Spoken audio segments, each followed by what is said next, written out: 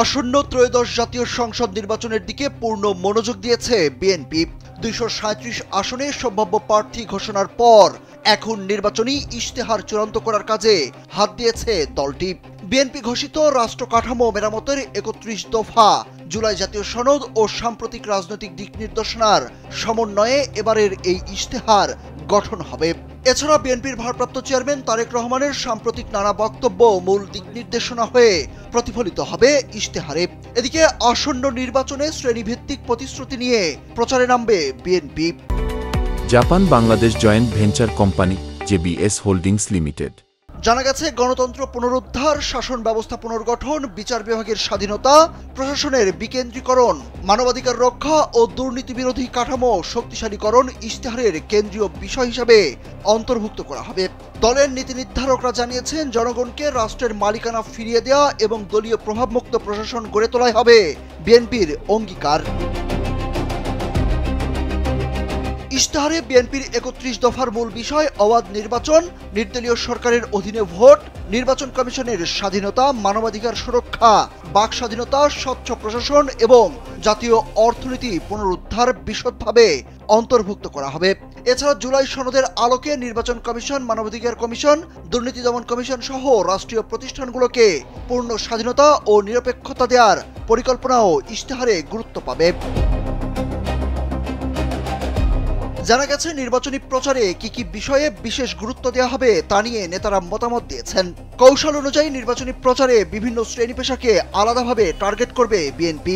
এ তালিকায় আলেম ওলামা, হিন্দু ও সংখ্যালঘু সম্প্রদায়, যুবক, কৃষক, নারী ও সিনিয়র সিটিজেন রয়েছে।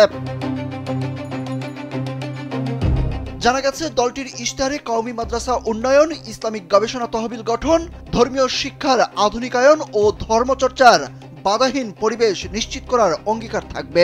ইশতেহারে সংখ্যালঘুদের সম্পত্তি দখল রোধে বিশেষ ট্রাইব্যুনাল, নিরাপত্তা সেল, উৎসবে রাষ্ট্রীয় সহায়তা এবং সাম্প্রদায়িক হামলা প্রতিরোধে কঠোর কার্যক্রম চালুর প্রতিশ্রুতি যুক্ত হবে। বিএনপি যুব সমাজকে টার্গেট করে বড় পরিসরে কর্মসংস্থানের প্রতিশ্রুতি যুক্ত করছে ইশতেহারে। এর মধ্যে রয়েছে ১ কোটি নতুন চাকরি, স্টার্টআপ ফান্ড, আইটি প্রশিক্ষণ, বিদেশে নতুন শ্রমবাজার ও মাদক বিরোধী টাস্ক ফোর্স। তারেক রহমানের ভাষায়, নতুন বাংলাদেশ গড়বে যুব সমাজ, চাকরির সংকট নয়, দক্ষতার ভিত্তিতে বৈশ্বিক সুযোগ সৃষ্টি করবে বিএনপি। কৃষিপ্রধান বাংলাদেশে কৃষি ও কৃষককে গুরুত্ব দিয়ে ইশতেহার তৈরি করছে বিএনপি। এর মধ্যে কৃষি উপকরণের দাম কমানো, ন্যায্য মূল্য নিশ্চিত, কৃষি ঋণ সহজ করা এবং ধান চাল কেনার স্বচ্ছ ব্যবস্থা। তারেক রহমান সম্প্রতি বলেছেন, কৃষক ক্ষতিগ্রস্ত হয়ে ফসল বিক্রি করবে, এটা আর হবে না। নারীর নিরাপত্তা, কর্মক্ষেত্রে সমান সুযোগ, নারী উদ্যোক্তা তহবিল, মাতৃত্বকালীন ভাতা বৃদ্ধি এবং সহিংসতা প্রতিরোধে দ্রুত বিচার ট্রাইব্যুনাল, এগুলো ইশতেহারের অংশ থাকবে।